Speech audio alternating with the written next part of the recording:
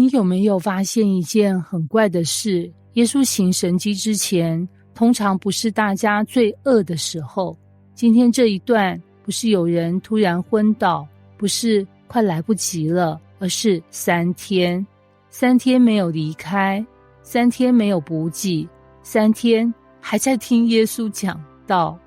老实说，如果是我们的聚会，第一天就会有人问午餐在哪，第二天开始滑手机找出口，第3天教会赖群一定炸锅。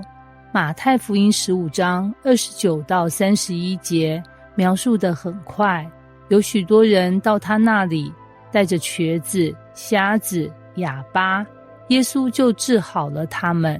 你注意到没有？经文完全没有细写，没有放大某一个见证，没有渲染神迹细节，因为重点不在多厉害，而在接下来耶稣说的那一句话。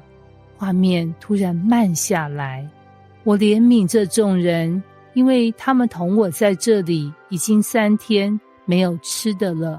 这句话超关键，不是群众抗议，不是门徒提案，而是耶稣主动说我怜悯。耶稣没有说他们信心真大，也没有说他们活该饿，他说的是我不忍心。接着门徒出现了，我们在这野地，哪里有这么多饼，叫这许多人吃饱呢？等一下，我们是不是在哪里听过这句话？对，就在前一章，5饼2鱼才发生没多久，现在又来一次。门徒完全忘记，这不是笨，这是我们每一个人的写照。神迹过后，我们很快就恢复资源焦虑模式。耶稣问你们有多少饼？他们说7个，还有几条小鱼。耶稣做了3个动作：1叫众人坐下，2祝谢，3拨开递给门徒。流程一模一样，但结局有差别。7个饼，7筐剩下的。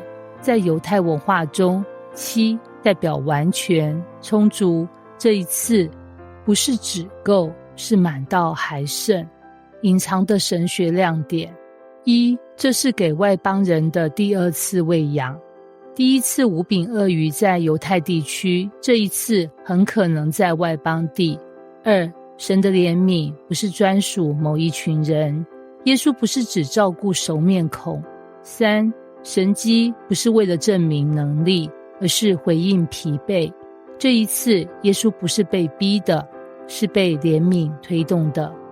我们这世代最大的问题不是物质缺乏，而是心灵透支。我们也跟着耶稣走，听到、服侍、参加、投入，但走到某个阶段，突然发现我好像没力了。而这段经文说，耶稣注意到了。最后一节，吃的人除了妇女孩子，共有4000。耶稣没有嫌人多，没有嫌麻烦，没有嫌你跟太久，他只说一句：我怜悯。神迹不是为了让人惊呼，而是为了让疲惫的人可以继续走下去。